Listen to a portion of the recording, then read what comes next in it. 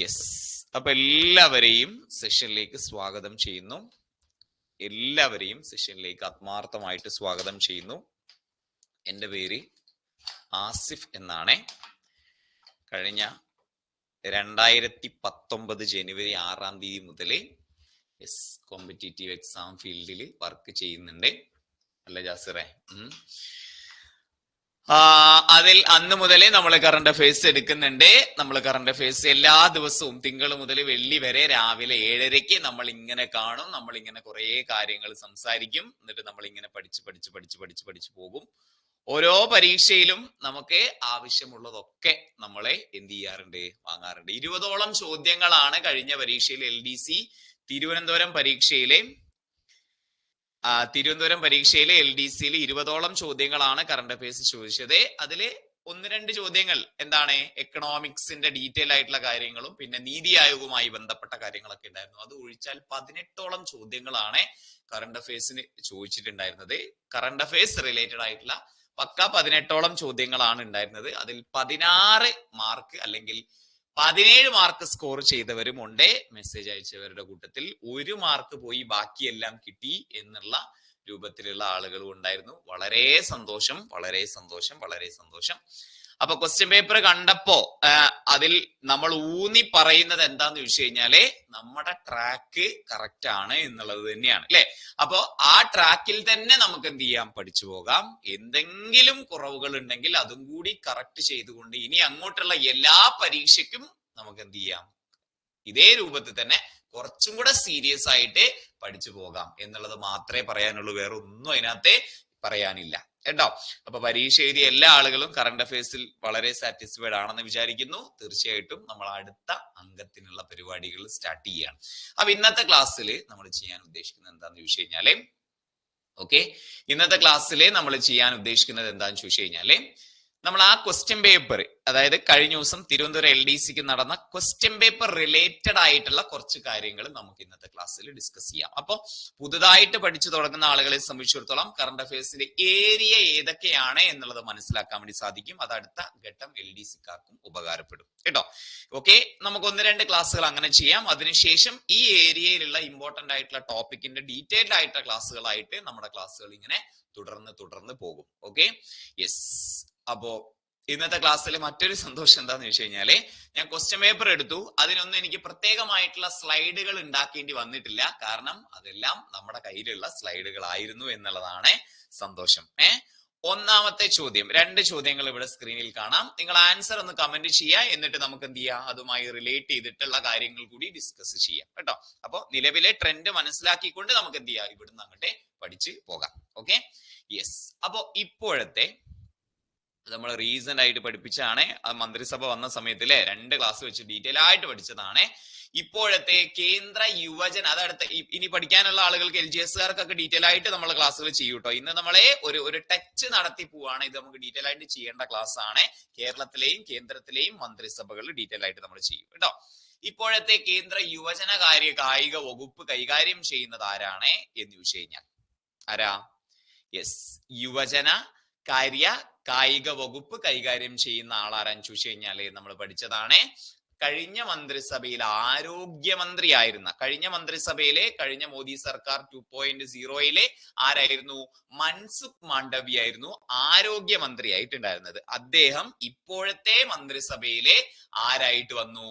Yes, ഇപ്പോ മൻസുഖ് മാണ്ഡവ്യയാണ് ഈ പറയുന്ന യുവജന കാര്യ വകുപ്പ് കൈകാര്യം ചെയ്യുന്നത്. മൻസുഖ് മാണ്ഡവ്യ എന്ന് പഠിച്ചു വെക്കാം കേട്ടോ.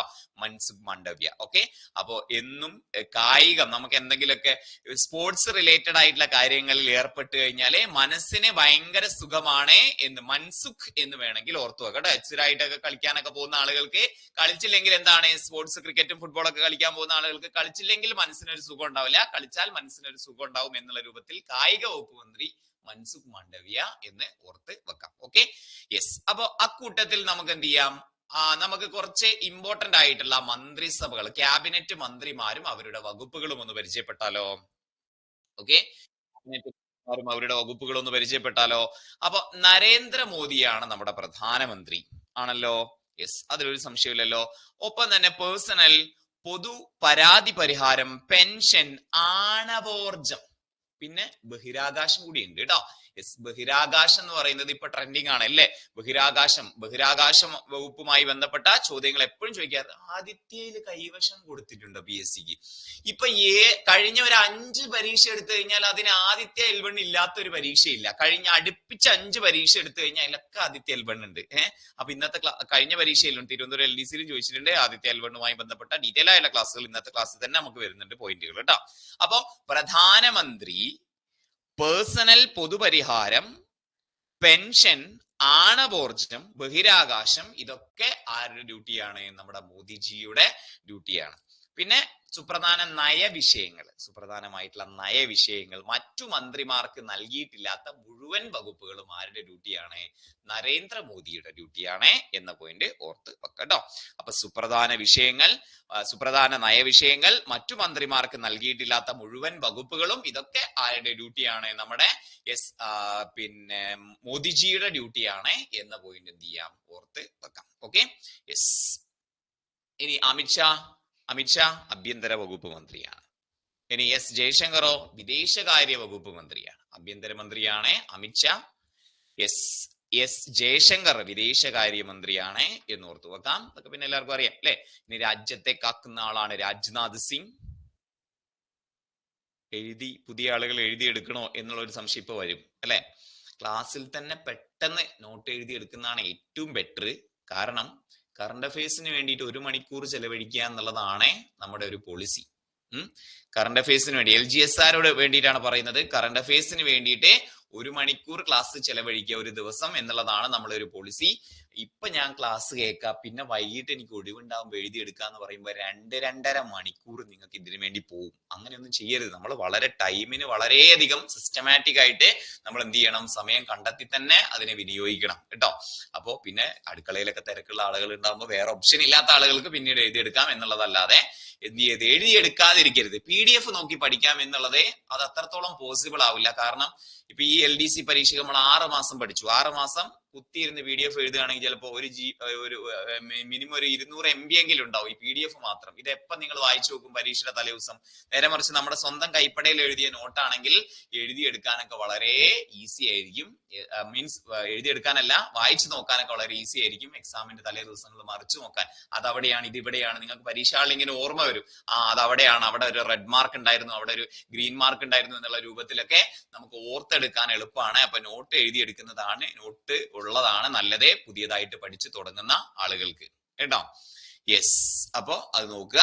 അപ്പൊ അമിത്ഷാ ആഭ്യന്തരമന്ത്രിയാണ്, ജയശങ്കർ വിദേശകാര്യമന്ത്രിയാണ്, രാജ്നാഥ് സിംഗ് പ്രതിരോധ മന്ത്രിയാണ് എന്ന് പഠിച്ചു നോക്കാം. നിതിൻ ഗഡ്കരിയോ ഉപരിതല ഗതാഗതമാണ്. Okay, yes. ഇനി നിർമ്മല സീതാരാമൻ ധനകാര്യ വകുപ്പ് മന്ത്രിയാണ് എന്ന് ഓർത്തു വെക്കാം. ഇനി JP നഡ്ഡ കഴിഞ്ഞ പ്രാവശ്യം മൻസുഖ് മാണ്ഡവ്യ കൈകാര്യം ചെയ്തിരുന്ന വകുപ്പാണ് എന്ത്? JP നഡ്ഡ ഇപ്പോ കൈകാര്യം ചെയ്യുന്ന ആരോഗ്യ വകുപ്പ് കേട്ടോ. ഇനി പീയൂഷ് ഗോയൽ വാണിജ്യ മന്ത്രിയാണ്, വാണിജ്യ വകുപ്പ് മന്ത്രിയാണ് പീയൂഷ് ഗോയൽ എന്ന് പഠിച്ചു നോക്കാം. കേട്ടോ, വാണിജ്യം ഗോയൽ കേട്ടോ. ഇതൊക്കെ കുറച്ച് കോഡൊക്കെ വെച്ചിട്ടാണ് നമ്മളെ ക്ലാസ് ഡീറ്റെയിൽ ആയിട്ട് ക്ലാസ് ചെയ്തിട്ടുള്ളത്. നമുക്കൊന്നും കൂടെ ചെയ്യാം കേട്ടോ. ഇന്ന് നമ്മുടെ ഏരിയ വൈസ് ഒന്ന് മനസ്സിലാക്കുക എന്നുള്ളതാണ് ഇന്നത്തെ ക്ലാസ്സിൽ ചെയ്യുന്നത്. ഓക്കെ, അപ്പൊ അമിത്ഷാ ആഭ്യന്തര വകുപ്പ്, ജയശങ്കർ വിദേശകാര്യ വകുപ്പ്, രാജ്നാഥ് സിംഗ് പ്രതിരോധ വകുപ്പ്, നിതിൻ ഗഡ്കരി ഉപരിതല ഗതാഗത വകുപ്പ്, പിന്നെ അതുപോലെ തന്നെ നിർമ്മല സീതാരാമൻ ധനകാര്യ വകുപ്പ്, JP നഡ്ഡ ആരോഗ്യ വകുപ്പ്, പീയൂഷ് ഗോയൽ വാണിജ്യ വകുപ്പ് മന്ത്രിയാണ് എന്ന പോയിന്റ് ഓർത്ത് വെക്കാം. ഓക്കെ, ഇനി അശ്വിനി വൈഷ്ണവോ റെയിൽവേ വാർത്താ വിതരണ പ്രക്ഷേപണ വകുപ്പ്, റെയിൽവേ വകുപ്പ് മന്ത്രി അശ്വിനി വൈഷ്ണവ്. അടുത്ത പരീക്ഷക്കൊക്കെ ചോദിക്കാം കേട്ടോ. ഇതുമായി ബന്ധപ്പെട്ട ചോദ്യങ്ങൾ അടുത്ത പരീക്ഷയ്ക്ക് നമുക്ക് പ്രതീക്ഷിക്കാം. അശ്വിനി വൈഷ്ണവ് റെയിൽവേ വാർത്താ വിതരണ പ്രക്ഷേപണ വകുപ്പ് മന്ത്രിയാണ് എന്നോർത്തു വെക്കാം. മനോഹർലാൽ ഖട്ടറോ ഊർജം നഗര വികസനം. മനോഹർലാൽ ഖട്ടർ ഊർജം നഗര വികസനം. ഇനി ശിവരാജ് സിംഗ് ചൗഹാൻ കൃഷി ഗ്രാമ വികസന വകുപ്പ് മന്ത്രിയാണ് ശിവരാജ് സിംഗ് ചൗഹാൻ എന്നോർത്തു വെക്കാം. ശിവരാജ് സിംഗ് ചൗഹാൻ കൃഷി ഗ്രാമ വികസന വകുപ്പ് മന്ത്രിയാണ് എന്നോർത്തു വെക്കാം. ഇനി ധർമ്മേന്ദ്ര പ്രധാനോ വിദ്യാഭ്യാസ വകുപ്പ് മന്ത്രിയാണ്. ധർമ്മേന്ദ്ര പ്രധാൻ വിദ്യാഭ്യാസ വകുപ്പ് മന്ത്രിയാണ് എന്നോർത്തു വെക്കാം. അത് വിദ്യാധനം സർവധനാൽ പ്രധാനം അല്ലെ, വിദ്യാഭ്യാസം ധർമ്മേന്ദ്ര പ്രധാൻ എന്നോർത്ത് വെക്കാം. Okay, yes. ഇനി ജിതിൻ റാം മാഞ്ചി ചെറുകിട വ്യവസായം എന്ന് ഓർത്തു വെക്കാം. ജിതിൻ റാം മാഞ്ചി ചെറുകിട വ്യവസായം എന്ന പോയിന്റ് എന്ത് ചെയ്യാം, നോട്ട് ചെയ്ത് വെക്കാം കേട്ടോ. ജിതിൻ റാം മാഞ്ചി ചെറുകിട വ്യവസായം എന്ന് ഓർത്തു വെക്കാം.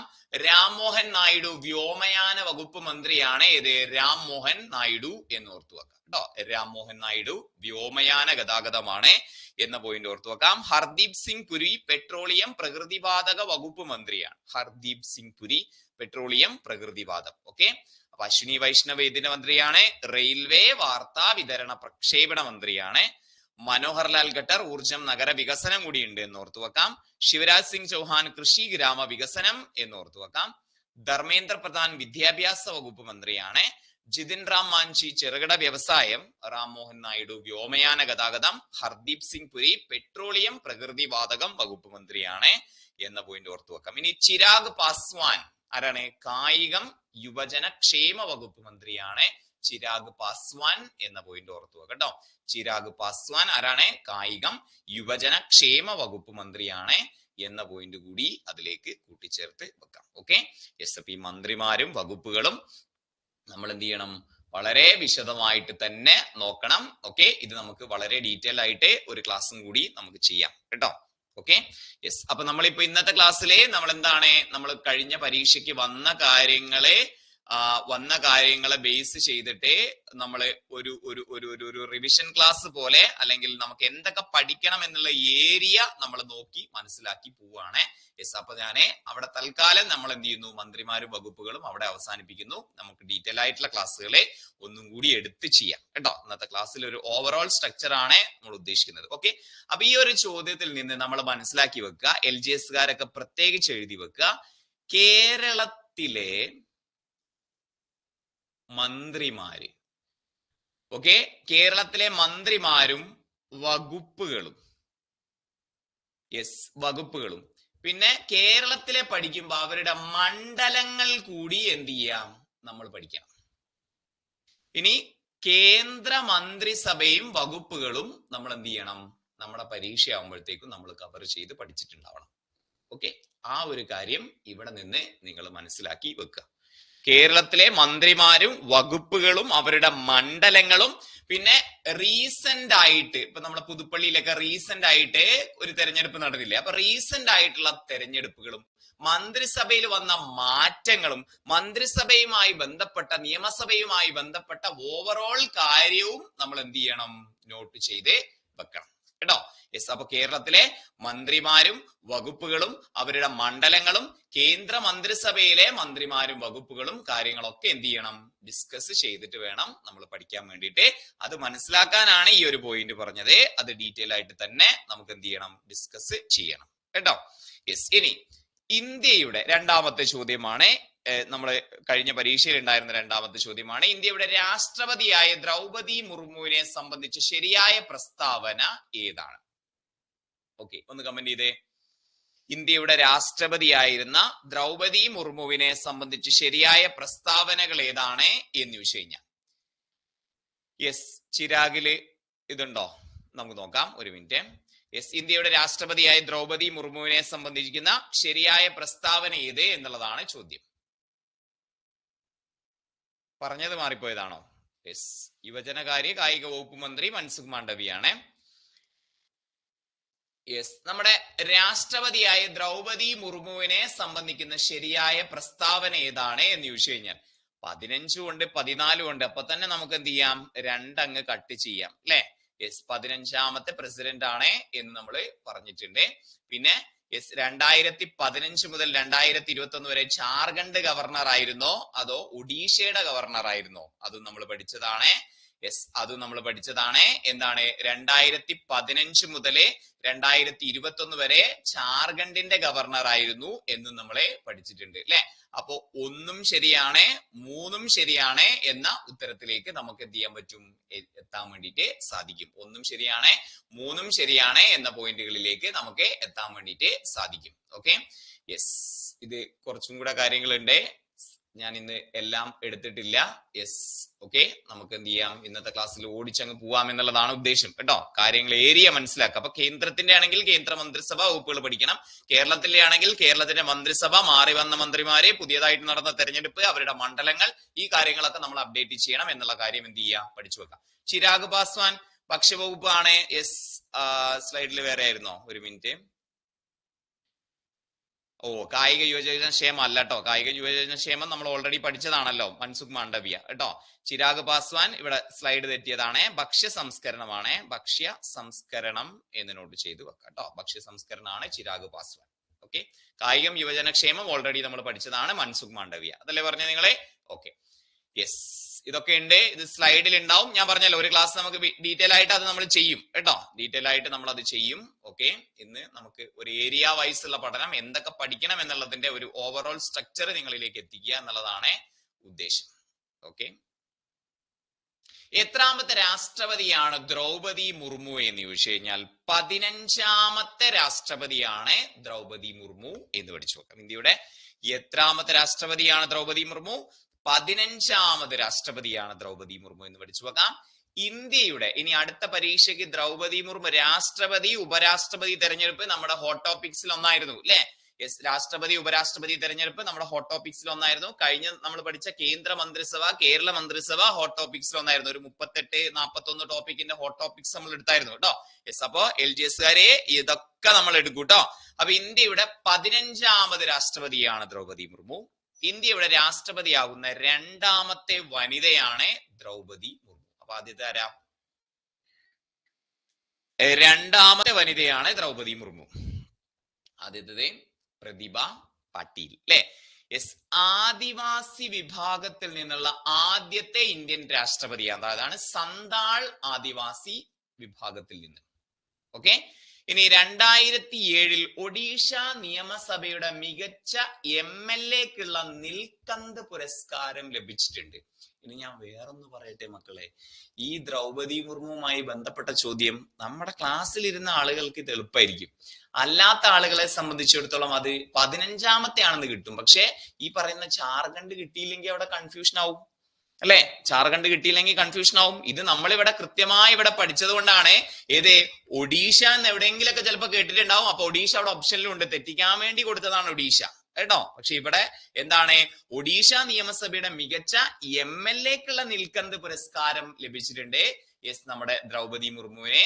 എന്നാൽ ഇവിടെ നോക്കിയേ, യെസ്, രാഷ്ട്രപതി ആകുന്നതിന് മുമ്പ് ഗവർണർ പദവി വഹിച്ചത് ജാർഖണ്ഡിന്റെ ഗവർണർ പദവിയാണ് വഹിച്ചിരുന്നത് എന്ന പോയിന്റ് എന്ത് ചെയ്യാം, ഓർത്ത് വെക്കാം കേട്ടോ. ഇനി പ്രായം കുറഞ്ഞ ഇന്ത്യൻ രാഷ്ട്രപതിയായിരുന്നു. സ്വതന്ത്ര ഇന്ത്യയിൽ ജനിച്ച ആദ്യ ഇന്ത്യൻ രാഷ്ട്രപതിയാണ്. കാലാവധി പൂർത്തിയാക്കിയ ആദ്യത്തെ ജാർഖണ്ഡിന്റെ ഗവർണർ കൂടിയായിരുന്നു. ദ്രൗപദി മുർമുവിനെതിരെ മത്സരിച്ച സ്ഥാനാർത്ഥി യശ്വന്ത് സിൻഹയാണ് എന്ന പോയിന്റ് ഒക്കെ അവിടെ എന്ത് ചെയ്യാം, കൂട്ടിച്ചേർത്ത് വെക്കാം. Okay, yes. അപ്പൊ എന്തൊക്കെയാണ് മുർമുവുമായി ബന്ധപ്പെട്ട കാര്യങ്ങൾ നമ്മൾ പഠിച്ചത്? 15ാമത്തെ രാഷ്ട്രപതിയാണ്. രാഷ്ട്രപതിയാവുന്ന 2ാമത്തെ വനിതയാണ്. ആദിവാസി വിഭാഗത്തിൽ നിന്നുള്ള ആദ്യത്തെ ഇന്ത്യൻ രാഷ്ട്രപതിയാണ്. ഓക്കെ, ഒഡീഷ നിയമസഭയുടെ മികച്ച MLAക്കുള്ള നിൽക്കന്ത് പുരസ്കാരം ലഭിച്ചിട്ടുണ്ട്. ഒഡീഷ നിയമസഭയുടെ മികച്ച MLAക്കുള്ള നിൽക്കന്ത് പുരസ്കാരം ലഭിച്ചിട്ടുണ്ട്. പക്ഷെ ഗവർണർ ആയത് ഒഡീഷയിലല്ല, ജാർഖണ്ഡിലാണ്. കാലാവധി പൂർത്തിയാക്കിയ ആദ്യത്തെ ജാർഖണ്ഡ് ഗവർണർ ആയിരുന്നു. ദ്രൗപദി മുർമുവിനെതിരെ മത്സരിച്ച സ്ഥാനാർത്ഥി യശ്വന്ത് സിൻഹ എന്ന് പഠിച്ചു വെക്കാം. സ്വതന്ത്ര ഇന്ത്യയിൽ ജനിച്ച ആദ്യ ഇന്ത്യൻ രാഷ്ട്രപതി ഏതാണ്? യെസ്, അതെ, ദ്രൗപദി മുർമു ആണ്. പ്രായം കുറഞ്ഞ ഇന്ത്യൻ രാഷ്ട്രപതി ആരാന്ന് ചോദിച്ചു കഴിഞ്ഞാൽ അതും ദ്രൗപദി മുർമു ആണ് എന്ന് പഠിച്ചു കേട്ടോ.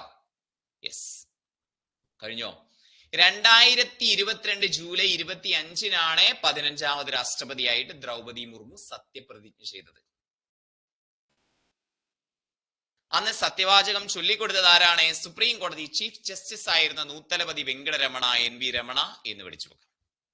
രാഷ്ട്രപതി തെരഞ്ഞെടുപ്പ് നടന്നത് 2022 ജൂലൈ 18-നാണെന്നും പഠിച്ചു വെച്ച് കഴിഞ്ഞാലേ ആ ഏരിയയിൽ നിന്ന് വരുന്ന ചോദ്യങ്ങൾ ഓൾമോസ്റ്റ് സെറ്റ് ആണ്.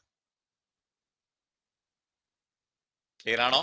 അപ്പൊ ഇന്ത്യയുടെ 15ാമത് രാഷ്ട്രപതിയായിട്ടാണ് ദ്രൗപദി മുർമു സത്യപ്രതിജ്ഞ ചെയ്തത് 2022 ജൂലൈ 25-ന്.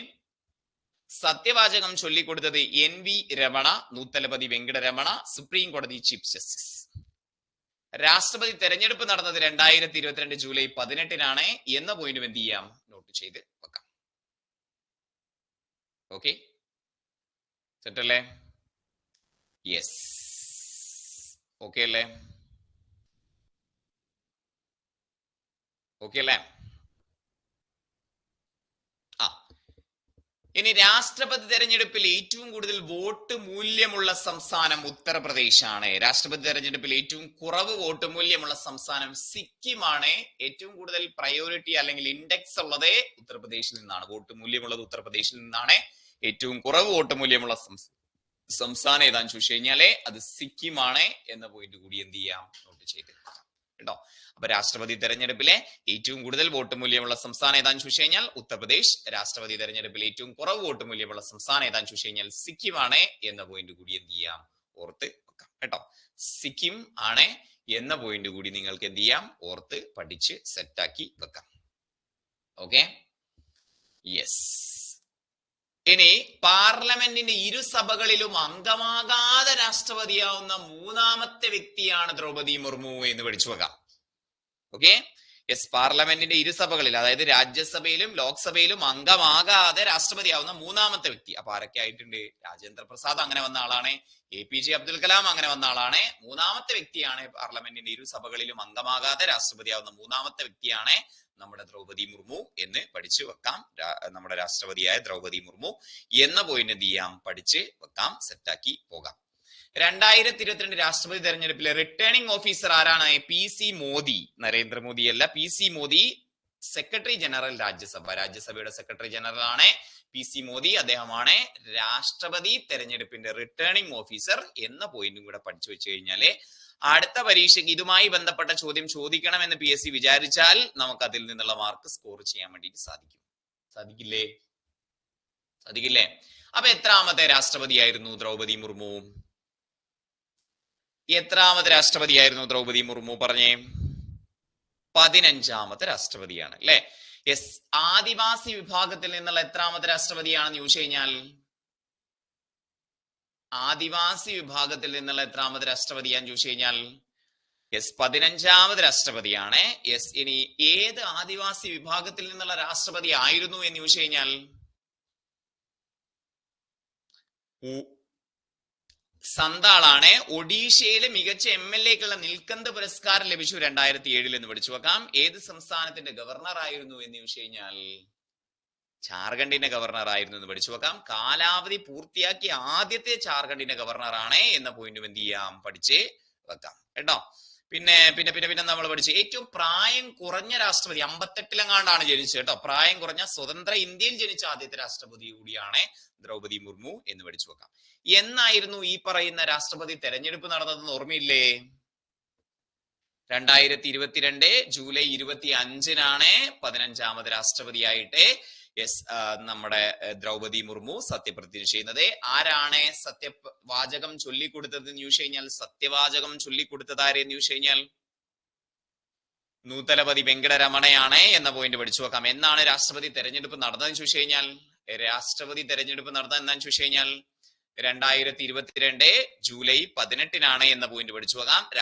രാഷ്ട്രപതി തെരഞ്ഞെടുപ്പിൽ ഏറ്റവും കൂടുതൽ വോട്ട് മൂല്യമുള്ള സംസ്ഥാനം ഏതാന്ന് ചോദിച്ചു കഴിഞ്ഞാൽ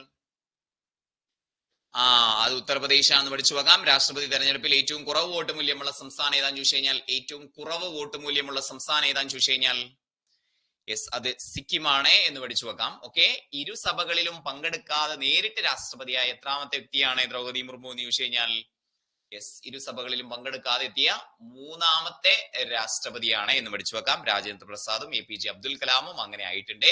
ആരായിരുന്നു രാഷ്ട്രപതി ദ്രൗപദി മുർമുവിനെതിരെ മത്സരിച്ചതെന്ന് ചോദിച്ചു കഴിഞ്ഞാൽ യശ്വന്ത് സിൻഹയാണ് എന്നും പഠിച്ചു വെക്കാം.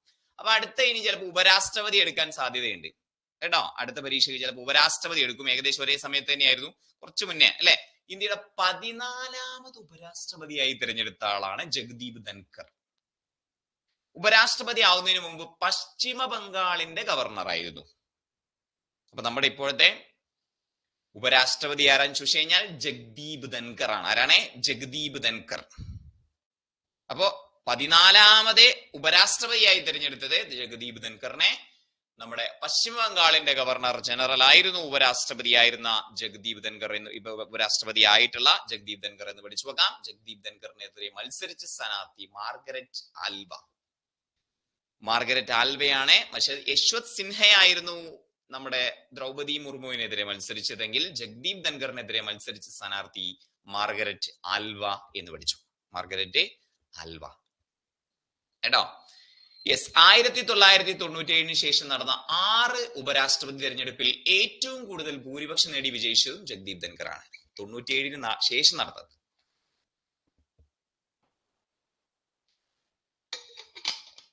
2022 ഓഗസ്റ്റ് 6 ഉപരാഷ്ട്രപതി തെരഞ്ഞെടുപ്പ് നടന്നിട്ടുള്ളത് കേട്ടോ. 2022 ഓഗസ്റ്റ് 6 ഉപരാഷ്ട്രപതി തെരഞ്ഞെടുപ്പ് നടന്നിട്ടുള്ളത്. സ്വാതന്ത്ര്യാനന്തരം ജനിച്ച രണ്ടാമത്തെ ഇന്ത്യൻ രാഷ്ട്രപതിയാണ് ജഗ്ദീപ് ധൻഖർ. സത്യവാചകം ചൊല്ലിക്കൊടുത്തത് ആരാന്ന് ചോദിച്ചു കഴിഞ്ഞാൽ ദ്രൗപദി മുർമു എന്ന് നോട്ട് ചെയ്തു കേട്ടോ. സ്വാതന്ത്ര്യാനന്തരം ജനിച്ച രണ്ടാമത്തെ ഇന്ത്യൻ രാഷ്ട്രപതിയാണ് ആര്? ജഗ്ദീപ് ധൻഖർ. സത്യവാചകം ചൊല്ലിക്കൊടുത്ത ആരാന്ന് ചോദിച്ചു കഴിഞ്ഞാൽ ദ്രൗപദി മുർമു കേട്ടോ. അവിടെ ആരായിരുന്നു? PC മോദി ആയിരുന്നു. സോറി, നൂത്തലപതി വെങ്കടരമണിയാണ് സത്യവാചകം ചൊല്ലിക്കൊടുത്തത്. PC മോദി ആരായിരുന്നു? റിട്ടേണിംഗ് ഓഫീസർ ആയിരുന്നു കേട്ടോ. ഇവിടെ ഉപരാഷ്ട്രപതിക്ക് സത്യവാചകം ചൊല്ലിക്കൊടുത്തത് രാഷ്ട്രപതിയായ മുർമു ആണ് എന്ന് പഠിച്ചു നോക്കാം. ഓക്കെ, ഉപരാഷ്ട്രപതി തെരഞ്ഞെടുപ്പ് നടന്ന എന്നാണ് 2022 ഓഗസ്റ്റ് 6 കേട്ടോ. 97 ശേഷം നടന്ന 6 ഉപരാഷ്ട്രപതി തെരഞ്ഞെടുപ്പിൽ ഏറ്റവും കൂടുതൽ ഭൂരിപക്ഷം നേടി വിജയിച്ചതും ജഗ്ദീപ് ധൻഖർ ആണ് എന്ന പോയിന്റും പഠിച്ച് സെറ്റാക്കി വെക്കാം. ഓക്കെ അല്ലേ? സെറ്റല്ലേ? യെസ്. അപ്പൊ ഉപരാഷ്ട്രപതി ജഗ്ദീപ് ധൻഖർ ആണ്. പശ്ചിമ ബംഗാളിന്റെ ഗവർണർ ആയിരുന്നു. എതിരെ മത്സരിച്ചത് മാർഗരറ്റ് ആൽവയാണ്. 14ാമത് ഉപരാഷ്ട്രപതിയായി തെരഞ്ഞെടുത്തത് ജഗ്ദീപ് ധൻഖറിനെയാണ് എന്നുള്ളത് നമ്മൾ അടിവരയിട്ട് ഒന്നുകൂടി പഠിക്കാം. യെസ്. അപ്പൊ ഇത്രയും കാര്യങ്ങൾ പഠിച്ചു അല്ലെ. ഞാൻ ഇന്നെല്ലാം ഒന്ന് ടച്ച് ചെയ്ത് പോവാന്നാ ഉദ്ദേശിച്ചത്. അത് നടക്കൂല. കാരണം ഇപ്പൊ തന്നെ എത്ര 8:05 അല്ലെ. നമുക്ക് 2 ക്ലാസ്സുകൾ ഇങ്ങനെ ചെയ്യാം കേട്ടോ. അപ്പൊ ഈ 2 ചോദ്യങ്ങൾ നമ്മുടെ ക്ലാസ്സിൽ ഉണ്ടായിരുന്ന ഒരാൾ പോലും തെറ്റിച്ചിട്ടുണ്ടാവില്ല എന്ന് ഉറച്ചു വിശ്വസിക്കുന്നു. യെസ്. അപ്പൊ നമ്മളിപ്പോ അടുത്ത പരീക്ഷക്കാരെ ഇതൊന്നും കൂടി ഊന്നി പഠിക്കുക. മന്ത്രിസഭ ഡീറ്റെയിൽ ആയിട്ട് പഠിക്കുക. കേരളത്തിന്റെ മന്ത്രിസഭയും മാറി വന്ന മന്ത്രിസഭയും ഈ കാര്യങ്ങളൊക്കെ പഠിക്കുക. ആ ഏരിയ കൃത്യമായിട്ട് നോക്കി മനസ്സിലാക്കി പോവുക. ഓക്കെ. യെസ്. ഈ രാഷ്ട്രപതി ഉപരാഷ്ട്രപതി തെരഞ്ഞെടുപ്പുമായി ബന്ധപ്പെട്ട കാര്യങ്ങളും എന്ത് ചെയ്യുക? നിർബന്ധമായിട്ടും നോക്കണം. യെസ്. അത് നമ്മുടെ 2 ഹോട്ട് ടോപ്പിക്സ് ആണ് എന്നുള്ളത് മനസ്സിലാക്കി പഠിച്ചോളാം കേട്ടോ. ഇനി അടുത്ത LDC പരീക്ഷയ്ക്ക് ഇതുപോലെ തന്നെ ചോദിക്കണം നിർബന്ധമൊന്നുമില്ല. നമ്മൾ പഠിച്ച വേറെ 100,000 കാര്യങ്ങളുണ്ട്. അതൊക്കെ നമ്മൾ നോക്കണം. ഒപ്പം ഇതൊന്ന് അടിവരയിട്ട് പഠിക്കുക, അത്ര മാത്രം കേട്ടോ. അല്ലാതെ ഇത് മാത്രം പഠിച്ച് ഇനി ഇതേ ചോദിക്കുള്ളൂ അങ്ങനെയൊന്നുമില്ല. എന്നാ പിന്നെ ഫസ്റ്റ് ചെയ്തവരൊക്കെ മണ്ടന്മാരാവില്ലേ? അവർക്ക് ഒരു ധാരണ ഇല്ലാതെ അവർ പോകുന്നു. നിങ്ങൾ ഈ ധാരണ വെച്ച് ഇതേ ഏരിയയിൽ തന്നെ പഠിച്ച് ചോദിച്ചു കഴിഞ്ഞാൽ അങ്ങനെയൊന്നും ഇല്ല കേട്ടോ. ഇതൊന്ന് ഫോക്കസ് ചെയ്ത് പഠിക്കുക എന്ന് മാത്രം കേട്ടോ. യെസ്. അപ്പൊ 2 ഹോട്ട് ടോപ്പിക്സ് കിട്ടിയില്ല LGSകാർക്ക്. അതാണ് ഇനി നോക്കേണ്ടത്. ഇനി ഇത് ഞാൻ ഗ്രൂപ്പിൽ ഒന്നും ഇട്ടിട്ടില്ലായിരുന്നു. പിന്നെ ഗ്രൂപ്പിൽ നമ്മൾ ക്വസ്റ്റ്യൻ പേപ്പർ ഒന്നും കൂടി ഇട്ട സമയത്താണ് ഈ ചോദ്യം കറണ്ട് അഫയേഴ്സിലെ ചോദ്യമാണല്ലോ എന്നുള്ളത്. ഇത് 1949 കണ്ടപ്പോ ഞാൻ പെട്ടെന്ന് പരീക്ഷയുടെ ആ ക്വസ്റ്റ്യൻ പേപ്പർ നോക്കുന്ന വെപ്രാളത്തില് ഇതിലൊരു CA ഇല്ല, പെട്ടെന്ന് അങ്ങ് വായിച്ചങ്ങ് പോയി. പക്ഷെ ഇത് പക്ക നമ്മൾ പഠിപ്പിച്ച ചോദ്യമാണ് അല്ലെ. താഴെ കൊടുത്തിരിക്കുന്ന പ്രസ്താവനകളിൽ നോർത്ത് അറ്റ്ലാന്റിക് ട്രീറ്റി ഓർഗനൈസേഷൻ നാറ്റോയുമായി ബന്ധമില്ലാത്തതേത് എന്നുള്ളതാണ് ചോദിച്ചിരിക്കുന്നത്. 1949 ഇത് സ്ഥാപിതമായത്. ഇതിന്റെ ആസ്ഥാനം ജനീവയാണ്. ഇതിൽ അവസാനമായി ചേർന്ന രാജ്യം സ്വീഡനാണ്. റഷ്യ ഉക്രൈൻ യുദ്ധത്തിന് കാരണമായത് ഈ സംഘടനയിൽ ചൈനയുടെ അംഗത്വ പ്രവേശനമാണ്. റഷ്യ ഉക്രൈൻ യുദ്ധവുമായി ബന്ധപ്പെട്ട് ഒരു ദിവസമെങ്കിലും പത്രം കണ്ട ആളുകൾക്ക് 4ാമത്തെ പോയിന്റ് ഒറ്റയടിക്ക് കട്ട് ചെയ്യാം അല്ലെ. യെസ്. ഓക്കെ. അപ്പൊ ഈ സ്ലൈഡ് ഉണ്ടല്ലോ, ഇതിൽ ഏതൊക്കെ ശരി എന്നുള്ളത് നിങ്ങൾ പറയണേ. 2024 ഏപ്രിൽ 4 75 വർഷം പൂർത്തിയാക്കി നാറ്റോ. 2024 ഏപ്രിൽ 4 75 വർഷം പൂർത്തിയാക്കി NATO, north Atlantic treaty organisation. 1949 April 4 ഇത് ഫോം ചെയ്യുന്നത്. അപ്പൊ ഒരു പോയിന്റ് കിട്ടി. 1949 ഫോം ചെയ്യുന്നത് അല്ലെ. ഇത് കറണ്ട് അഫയേഴ്സിൽ വരാൻ കാരണം എന്താ? 2024 ഏപ്രിൽ 4 ആകുമ്പോഴത്തേക്ക് 75 വർഷം പൂർത്തിയാക്കി. അങ്ങനെയാണ് നമ്മൾ ഇത് പഠിക്കുന്നത്. 2024 ഏപ്രിൽ 4 ആകുമ്പോഴത്തേക്ക് 75 വർഷം പൂർത്തിയാക്കി NATO north Atlantic treaty organisation NATO രൂപീകൃതമായത് 1949 ഏപ്രിൽ 4 കേട്ടോ. രൂപീകരണ സമയത്ത് അംഗരാജ്യങ്ങൾ 12 ആണ്. രൂപീകരണ സമയത്തെ അംഗരാജ്യങ്ങൾ എത്രയാണ്? 12 ആണ്. ഇപ്പൊ എത്ര ഉണ്ട്? നാറ്റോയുടെ ആസ്ഥാനം പഠിക്കാം. ഓക്കെ, നാറ്റോയുടെ ആസ്ഥാനം എവിടെയാണ്? ജനീവയാണോ? അല്ല, ബ്രസൽസ് ആണ്. ബെൽജിയത്തിലെ ബ്രസൽസ് ആണ് എന്ന് നോട്ട് ചെയ്തു.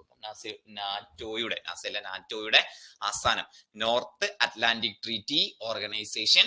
നാറ്റോയുടെ ആസ്ഥാനം എവിടെയാന്ന് ചോദിച്ചു കഴിഞ്ഞാല് എവിടെയാണ്? ബ്രസൽസ് ആണ് എന്ന് പഠിച്ചു വെക്കാം. ബെൽജിയത്തിലെ ബ്രസൽസ് ആണ് എന്ന പോയിന്റ് നോട്ട് ചെയ്തു വെക്കാം. Okay, Brussels. ഇനി നാറ്റോയുടെ general secretary general Jens Stoltenberg എന്ന പോയിന്റും നമ്മൾ നിർബന്ധമായിട്ടും പഠിച്ചു വെക്കണം. നാറ്റോയുടെ സെക്രട്ടറി ജനറൽ ആരാണ്? Jens Stoltenberg. ഇനി ഇപ്പോൾ അംഗരാജ്യങ്ങൾ ഇപ്പോൾ എത്രയാന്ന് ചോദിച്ചു കഴിഞ്ഞാൽ 32 അംഗരാജ്യങ്ങളാണ് എന്ന പോയിന്റ് എന്ത് ചെയ്യാം? നോട്ട് ചെയ്ത് വെക്കാം. ഓക്കെ, അപ്പോ 2024 ഏപ്രിൽ 4 75 വർഷം പൂർത്തിയാക്കി നാറ്റോ. അതുകൊണ്ടാണ് കറണ്ട് അഫയേഴ്സിന്റെ ചോദ്യമായിട്ട് വന്നത്. നമ്മൾ കഴിഞ്ഞ ദിവസം കറണ്ട് അഫയേഴ്സിന്റെ ചോദ്യങ്ങൾ ഗ്രൂപ്പിന് അനലൈസ് ചെയ്തിരുന്നു. അതിൽ ഈ ചോദ്യം വന്നിട്ടില്ല.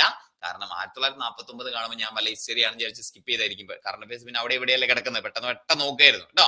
അപ്പൊ NATO north Atlantic treaty organisation ആണ് ഇതിന്റെ പൂർണ്ണരൂപം. രൂപീകൃതമായത് 1949 ഏപ്രിൽ 4 രൂപീകരണ സമയത്തെ അംഗരാജ്യങ്ങൾ 12 ആണ്. നാറ്റോയുടെ ആസ്ഥാനം ബ്രസൽസ്, ബെൽജിയമാണ്. നാറ്റോയുടെ സെക്രട്ടറി ജനറൽ ജെൻസ് സ്റ്റോൾട്ടൻബർഗ് എന്ന് പഠിച്ചു വെക്കാം. അംഗരാജ്യങ്ങൾ 32 ആണ് എന്ന പോയിന്റും ഓർത്ത് വെക്കാം. ഓക്കെ, ഇനി നാറ്റോയിൽ അവസാനമായി അംഗരാജ്യത്വം ലഭിച്ചത് അംഗമായ രാജ്യം 2024 മാർച്ച് മാസത്തിലാണ് അവസാനമായിട്ട് സ്വീഡൻ അതിലേക്ക് വരുന്നത്. 32ാമത്തെ രാജ്യമായിട്ട് സ്വീഡൻ വരുന്നു. 32 അംഗരാജ്യങ്ങളാണ് ഇപ്പോ എന്നുള്ളത് നമ്മൾ പഠിച്ചു അല്ലെ. 32ാമത്തെ രാജ്യമായിട്ട് ചേർന്നത് ആരാന്ന് ചോദിച്ചു കഴിഞ്ഞാൽ സ്വീഡൻ ആണ് എന്ന പോയിന്റ് ഓർത്ത് വെക്കാം. ഇനി 31ാമത്തെ അംഗരാജ്യമായത് ഏതാന്ന് ചോദിച്ചു കഴിഞ്ഞാൽ ഫിൻലാൻഡ് ആണ്. 31ാമത്തെ അംഗരാജ്യം ഏതാന്ന് ചോദിച്ചു കഴിഞ്ഞാല് അത് ഫിൻലാൻഡ് എന്ന് പഠിച്ചു വെക്കാം. 2023 ചേർന്നത്. ഇനി 30ാമത്തെ അംഗത്വം ലഭിച്ചത് ആരാന്ന് ചോദിച്ചു കഴിഞ്ഞാല് ആരാണെന്ന് പഠിച്ചു വെക്കാം. നോർത്ത് മാസിഡോണിയ 2020 30ാമത്തെ അംഗത്വം ലഭിച്ചത് നോർത്ത് മാസിഡോണിയക്കാണ് എന്ന പോയിന്റും ഓർത്തു വെക്കാം കേട്ടോ. അപ്പൊ 32ാമത് വന്നത് സ്വീഡൻ ആണ്, 31 ഫിൻലാൻഡ് ആണ്, 30ാമത് വന്നത് നോർത്ത് മാസിഡോണിയ. ഇപ്പോൾ 32 രാജ്യങ്ങൾ, ആദ്യം തുടക്കത്തിൽ 12 രാജ്യങ്ങൾ ആണ് എന്ന പോയിന്റും എന്ത് ചെയ്യാം? നോട്ട് ചെയ്ത് വെക്കാം കേട്ടോ. 12 രാജ്യങ്ങളാണ് എന്ന പോയിന്റും എന്ത് ചെയ്യാം? നോട്ട് ചെയ്ത് വെക്കാം. ഓക്കെ, മാർക്ക് റൂട്ടെ ഒക്ടോബർ 1 മുതലേ ഈ പറയുന്ന നാറ്റോയുടെ സെക്രട്ടറി ജനറൽ ആകും കേട്ടോ. ഇപ്പൊ ആയിട്ടില്ല. ഇപ്പോഴും ആര് തന്നെയാണ്? ജെൻസ് സ്റ്റോൾട്ടൻബർഗ് ആണ്.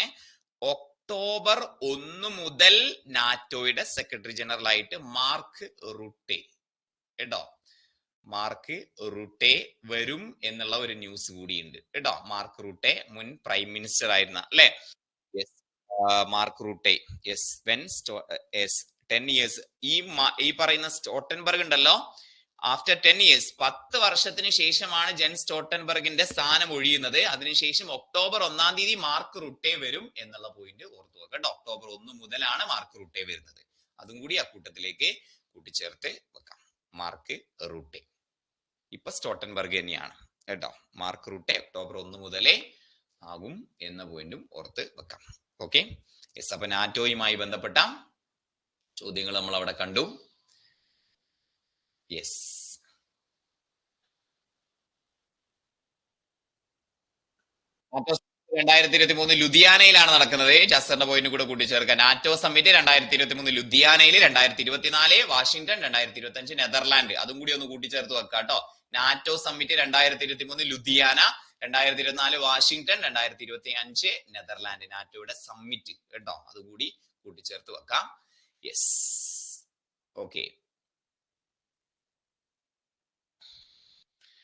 ഓക്കെ, അപ്പോ നാറ്റോയുമായി ബന്ധപ്പെട്ട ചോദ്യങ്ങളും നിങ്ങൾക്ക് അവിടെ കിട്ടിയിട്ടുണ്ടാവും എന്ന് വിചാരിക്കുന്നു. നാറ്റോയുമായി ബന്ധപ്പെട്ട കാര്യങ്ങൾ മൂന്നാമത്തെ. അപ്പോ നാറ്റോ ഒരു അപ്പൊ ഈ നാറ്റോ മാത്രം പഠിച്ചാൽ മതിയോ? അല്ല. അന്താരാഷ്ട്ര സംഘടനകൾ അവരുടെ 50-ാമത്തെ വാർഷികം, 75-ാമത്തെ വാർഷികം, 100-ാമത്തെ വാർഷികം, 125-ാമത്തെ വാർഷികം, 150-ാമത്തെ വാർഷികം എന്നൊക്കെ പറഞ്ഞ് അന്താരാഷ്ട്ര സംഘടനകൾ അതുമായി ബന്ധപ്പെട്ട കാര്യങ്ങൾ നമ്മുടെ CA-യുടെ ഒരു പാർട്ടാണ്. അതിന്റെ സെക്രട്ടറി ജനറൽമാർ, ഐക്യരാഷ്ട്രസഭ, യൂണിസെഫ്, ഇങ്ങനെയുള്ള കാര്യങ്ങൾ നമ്മുടെ ഒരു CA ടോപ്പിക്കാണ്, CA ഹോട്ട് ടോപ്പിക്കാണ് എന്നുള്ളത് മനസ്സിലാക്കി വെക്കുക കേട്ടോ. അപ്പൊ നമ്മൾ ഇന്ന് ചെയ്യുന്ന എന്താ അറിയോ? കറണ്ട് അഫയേഴ്സിലെ ഏറ്റവും പ്രധാനപ്പെട്ട ഏരിയ മനസ്സിലാക്കുക എന്നുള്ളതാണ്. ഒരു സ്റ്റഡി പ്ലാൻ തയ്യാറാക്കുക എന്നുള്ളതാണ് ചെയ്യേണ്ടത്. പ്രത്യേകിച്ചും LGSകാർക്ക് ഇനി അടുത്ത ലെവലിൽ പരീക്ഷ എഴുതുന്ന ആളുകൾ നോക്കാതെ ഇതുവരെ കറണ്ട് അഫയേഴ്സ് പഠിക്കാത്ത ആളുകളൊക്കെ മനസ്സിലാക്കി വെക്കുക എന്നുള്ളതാണ് കേട്ടോ. Yes, okay. അപ്പൊ നമ്മളിപ്പോ പഠിച്ച 3 ഏരിയ ഏതൊക്കെയാ? മന്ത്രിസഭ, കേന്ദ്രത്തിന്റെയും കേരളത്തിന്റെയും മന്ത്രിസഭ, അവരുടെ മണ്ഡലങ്ങൾ, അവരുടെ വകുപ്പുകൾ, എന്നിവയുമായി ബന്ധപ്പെട്ട വോട്ട്, ഇതുമായി ബന്ധപ്പെട്ട കാര്യങ്ങളൊക്കെ ഒരു ഏരിയ നമ്മൾ പഠിച്ചു. രാഷ്ട്രപതി, ഉപരാഷ്ട്രപതി തെരഞ്ഞെടുപ്പ് അതേ ലെവലിലുള്ള മറ്റൊരു കാര്യം എന്നുള്ളത് നമ്മൾ പഠിച്ചു. പിന്നെ അന്താരാഷ്ട്ര സംഘടനകളുമായി ബന്ധപ്പെട്ട, അത് നാറ്റോയാവാം, യൂണിസെഫ് ആവാം, ഐക്യരാഷ്ട്രസഭയാവാം, എന്തും ആവാം, അതുമായി ബന്ധപ്പെട്ട സെക്രട്ടറി ജനറലെ, മാറി വന്ന ആളുകളെ, പിന്നെ അതുപോലെ തന്നെ അതിന്റെ ആസ്ഥാനവുമായി ബന്ധപ്പെട്ട കാര്യങ്ങൾ, ഇതൊക്കെ ചോദ്യമായിട്ട് ചോദിച്ചേക്കാം. 3 ഏരിയ നമുക്ക് പഠിക്കണം നിർബന്ധമായിട്ടും എന്നുള്ളത് മനസ്സിലാക്കിയില്ലേ?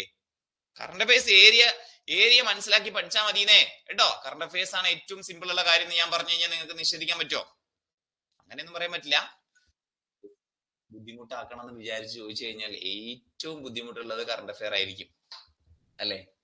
കാരണം ഇപ്പൊ നാളെ എന്നോട് PSC പറയാണേ ഒരു 20 ചോദ്യം വേണം, നല്ല ടഫ് ആക്കണം എന്ന് പറഞ്ഞു കഴിഞ്ഞാൽ, ഞാൻ ഇവിടെ 6 മാസമായിട്ട് PSC പഠിപ്പിക്കുന്നുണ്ട്.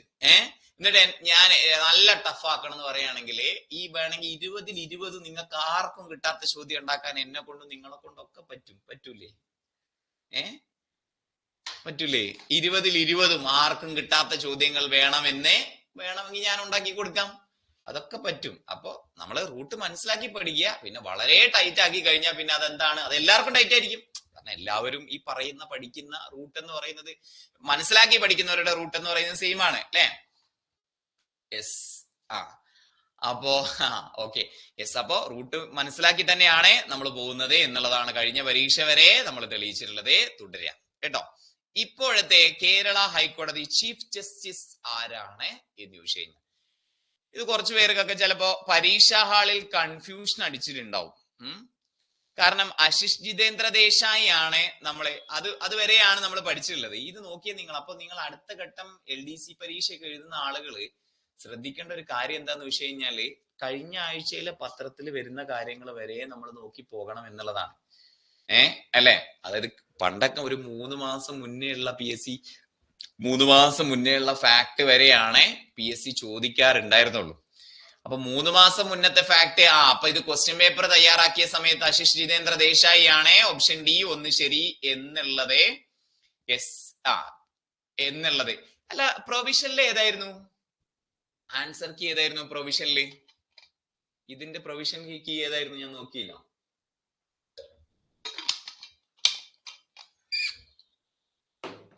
ഇതിന്റെ പ്രൊവിഷണൽ ആൻസർ കീ നോക്കിയായിരുന്നു നിങ്ങള്? ആശിഷ് ജിതേന്ദ്ര ദേശായി ആണോ? ഓക്കെ, അപ്പൊ ക്വസ്റ്റ്യൻ ക്യാൻസൽ കേട്ടോ. ഈ ക്വസ്റ്റ്യൻ ക്യാൻസൽ ആയി പോകും. കാരണം ഇപ്പോഴത്തെ എന്ന് പറയുമ്പോ, പക്ഷെ ഇതെന്ത് മണ്ടന്മാരാ? അപ്പൊ മുഹമ്മദ് മുഷ്താഖ് ഇവിടെ കൊടുത്തിട്ട് ഇപ്പോഴത്തെ അതായത് കേരള ഹൈക്കോടതി ചീഫ് ജസ്റ്റിസ് ആയിരുന്ന ആശിഷ് ജിതേന്ദ്ര ദേശായി ജൂലൈ മാസം 4-ാം തീയതി വിരമിച്ചു. 5-ാം തീയതി മുതൽ ആക്ടിംഗ് ചീഫ് ജസ്റ്റിസ് ആണ്.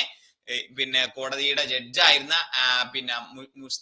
മുഹമ്മദ് മുഷ്താഖ് ആണ് ഇപ്പോഴത്തെ ഇൻചാർജ് കേട്ടോ, ഇൻചാർജ്.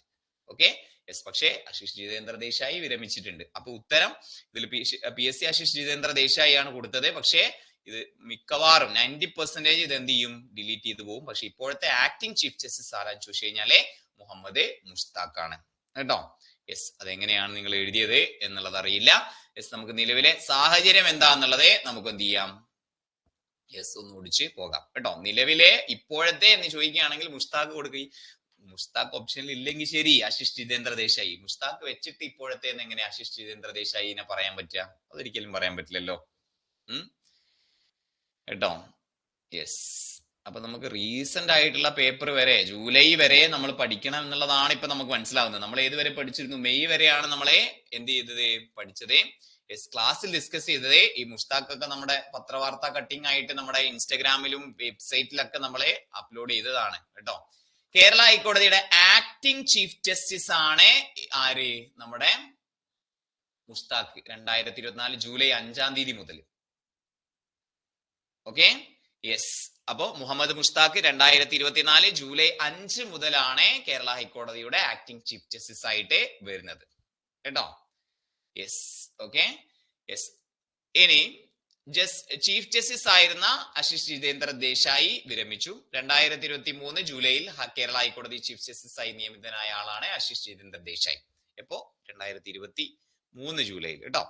2023 ജൂലൈയില് കേരള ഹൈക്കോടതി ചീഫ് ജസ്റ്റിസ് ആയി നിയമിതനായ ആളാണ് ആര്? ആശിഷ് ജിതേന്ദ്ര ദേശായി എന്ന് പഠിച്ചു വെക്കാം.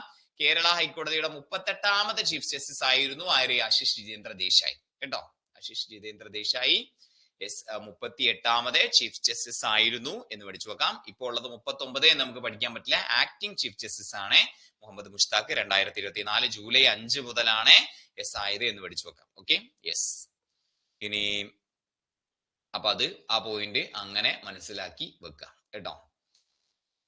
ഇനി 2023 ഇന്ത്യൻ റിപ്പബ്ലിക് ദിനാഘോഷത്തിൽ മുഖ്യ അതിഥിയായിരുന്ന അബ്ദുൽ ഫത്താഹ് അൽ സിസി ഏത് രാജ്യത്തെ പ്രസിഡന്റ്?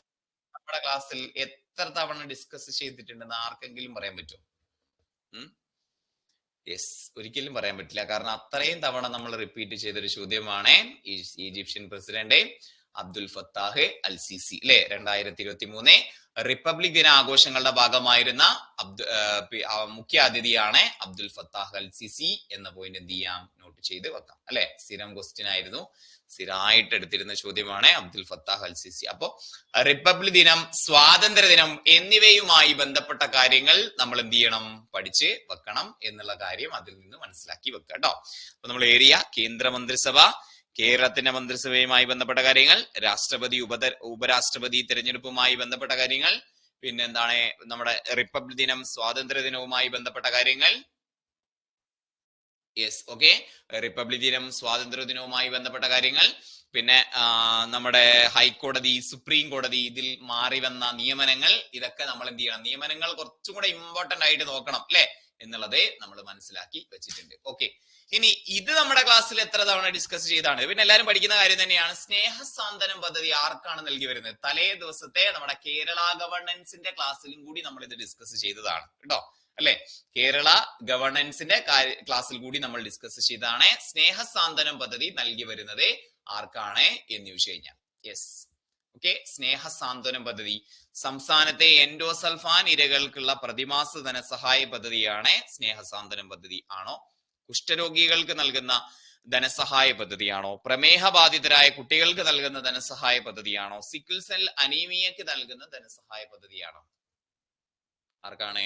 ഇത് കേരള ഗവർണൻസിലുള്ള ചോദ്യമാണ്. ഒപ്പം തന്നെ കറണ്ട് അഫയേഴ്സിൽ നമുക്ക് പഠിക്കാം.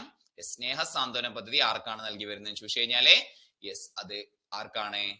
എൻഡോസൾഫാൻ ദുരിതബാധിതർക്കാണ് നൽകി വരുന്നത് എന്ന പോയിന്റ് എന്ത് ചെയ്യാം? പഠിച്ച് വെക്കട്ടോ. സ്നേഹസാന്ത്വനം പദ്ധതി ആർക്കാണ് നൽകി വരുന്നത്? യെസ്, എൻഡോസൾഫാൻ ദുരിതബാധിതർക്കാണ് സ്നേഹസാന്ത്വനം പദ്ധതി നൽകി വരുന്നത് എന്ന പോയിന്റ് ഓർത്ത് വെക്കാം. ഓക്കെ, അപ്പൊ അതുമായി ബന്ധപ്പെട്ട് ചുറ്റിപ്പറ്റിയുള്ള കുറച്ച് പദ്ധതികൾ കൂടി നോക്കിയാലോ. Yes, Snehasanthwanam, endosulfan. ഇനി സാന്ത്വനം പദ്ധതി ആരോഗ്യ പരിപാലന രംഗത്ത് കുടുംബശ്രീ മുഖാന്തരം നടപ്പാക്കുന്ന പദ്ധതിയാണ് സാന്ത്വനം. 2006 ഈ പദ്ധതി ആരംഭിച്ചിട്ടുള്ളത്. കിടപ്പിലായ രോഗികളെ വീട്ടിലെത്തി പരിചരിക്കുന്നതിന് കമ്മ്യൂണിറ്റി ഹെൽത്ത് നഴ്സുമാരെ നിയോഗിക്കുന്ന സർക്കാരിന്റെ പദ്ധതിയാണ് സാന്ത്വനം പദ്ധതി. കിടപ്പിലായ രോഗികളെ വീട്ടിലെത്തി പരിചരിക്കുന്നതിന് കമ്മ്യൂണിറ്റി ഹെൽത്ത് നഴ്സുമാരെ നിയോഗിക്കുന്ന സർക്കാരിന്റെ പദ്ധതിയാണ് ഇത്, ഈ പറയുന്ന സാന്ത്വനം പദ്ധതി. Kudumbashree, health action by people, HAP, SBI, അതിലുള്ള ബാങ്ക് ഏതാ ചോദിച്ചാൽ SBI എന്നിവയുടെ സഹകരണത്തോടു കൂടിയിട്ടാണ് പദ്ധതി നടപ്പിലാക്കുന്നത്. എന്താണ്? കിടപ്പിലായ രോഗികളെ വീട്ടിലെത്തി ചികിത്സിക്കുന്ന പദ്ധതിയാണ് സാന്ത്വനം പദ്ധതി. വീടുകളിലെത്തി രക്തപരിശോധന, BP, പ്രമേഹം എന്നിവയൊക്കെ പരിശോധിക്കുന്നു. അതൊക്കെ ഇതിന്റെ ഭാഗമാണ്. വീടുകളിലെത്തി പരിപാലിപ്പിക്കുന്ന കുടുംബശ്രീയുടെയും SBIയുടെയും ഹെൽത്ത് ആക്ഷൻ ബൈ പീപ്പിൾ HAPയുടെയും നേതൃത്വത്തിലുള്ള പദ്ധതിയാണ് സാന്ത്വനം. നമ്മൾ നേരത്തെ അവിടെ പഠിച്ച് സ്നേഹ സാന്ത്വനം എൻഡോസൾഫാൻ കേട്ടോ. ഇത് സാന്ത്വനം പദ്ധതി. ഇനി സാന്ത്വന കൃത്യമായി പഠിച്ചിട്ടില്ലെങ്കിൽ കൺഫ്യൂഷൻ ആവുന്നത് എന്താന്നുള്ളത് അല്ലെ. സ്നേഹ സാന്ത്വനം, സാന്ത്വനം, സാന്ത്വന തിരികെ എത്തിയ പ്രവാസികൾക്കായിട്ടുള്ള സംസ്ഥാന സർക്കാരിന്റെ ധനസഹായ പദ്ധതിയാണ്. അതായത് കോവിഡ് കാരണമൊക്കെ തിരികെ എത്തിയ ആളുകൾക്ക് കേട്ടോ, തിരികെ എത്തിയ പ്രവാസികൾക്കായിട്ടുള്ള സംസ്ഥാന സർക്കാരിന്റെ ധനസഹായ പദ്ധതിയാണ് ഇത്. ധനസഹായ പദ്ധതിയാണ് സാന്ത്വന എന്ന് പഠിച്ചു കേട്ടോ. യെസ്, അപ്പൊ തിരികെ എത്തിയ പ്രവാസികൾക്കായിട്ടുള്ള സംസ്ഥാന സർക്കാരിന്റെ ധനസഹായ പദ്ധതിയാണ് ഇത് സാന്ത്വന എന്ന് നോട്ട് ചെയ്തു കേട്ടോ. സാന്ത്വന, സാന്ത്വന. ഓക്കെ അല്ലേ? സാന്ത്വന. അപ്പൊ സ്നേഹ സാന്ത്വനം, സാന്ത്വനം, സാന്ത്വന മൂന്നെണ്ണായില്ലേ? യെസ്. ഇനി സ്നേഹപൂർവം മാതാപിതാക്കൾ ഇരുവരും അല്ലെങ്കിൽ ഒരാൾ മരിച്ചു പോവുകയും ജീവിച്ചിരിക്കുന്ന ആൾക്ക് കുട്ടികളെ സംരക്ഷിക്കാൻ കഴിയാതെ വരികയും ചെയ്യുന്ന അവസ്ഥയിൽ കുട്ടികളെ സ്വഭവനത്തിൽ അല്ലെങ്കിൽ ബന്ധുവനത്തിൽ താമസിപ്പിച്ച് വിദ്യാഭ്യാസം നൽകുന്നതിനായിട്ട് പ്രതിമാസം കൊടുക്കുന്ന ധനസഹായ പദ്ധതിയാണ് സ്നേഹപൂർവം എന്ന് പഠിച്ചു. ഓക്കെ, മാതാപിതാക്കൾ ഇരുവരും, രണ്ടുപേരും മരിച്ചു അല്ലെങ്കിൽ ഒരാൾ മരണപ്പെട്ടു, ബാക്കിയുള്ള ഒരാൾക്ക് കുടുംബത്തെ നോക്കാൻ പറ്റുന്നില്ല. അപ്പൊ അവർക്കൊക്കെ വേണ്ടിയിട്ടുള്ള വിദ്യാഭ്യാസം നൽകുന്നതിന് വേണ്ടിയിട്ട് സ്വന്തം കുടുംബത്തിലോ അല്ലെങ്കിൽ ബന്ധു കുടുംബത്തിലോ താമസിപ്പിച്ച് ഈ പറയുന്ന കാര്യങ്ങളൊക്കെ കൊടുക്കാനുള്ള പദ്ധതിയാണ് സ്നേഹപൂർവം എന്ന് പഠിച്ചു. സ്നേഹസ്പർശമോ അവിവാഹിതരായ അമ്മമാരുടെ അവരുടെ കുട്ടികളുടെ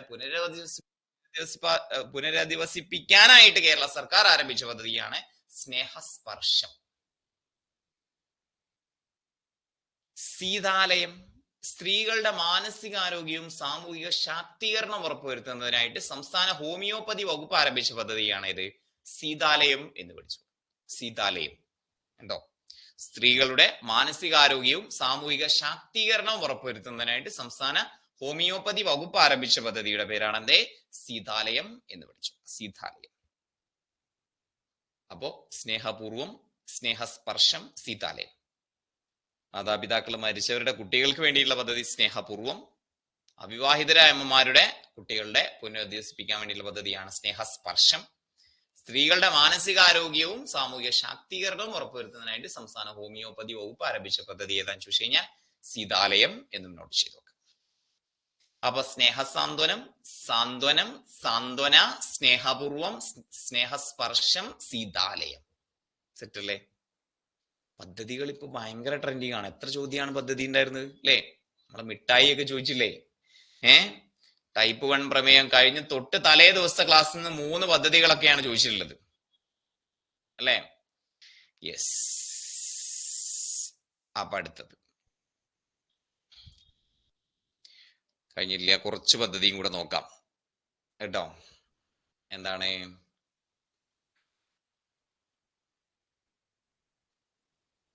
കേരള സർക്കാരിന്റെ സൗജന്യ ക്യാൻസർ ചികിത്സാ പദ്ധതി സുഹൃതം. കേരള സർക്കാരിന്റെ ലഹരി വിരുദ്ധ ബോധവൽക്കരണ പരിപാടിയാണ് സുബോധം.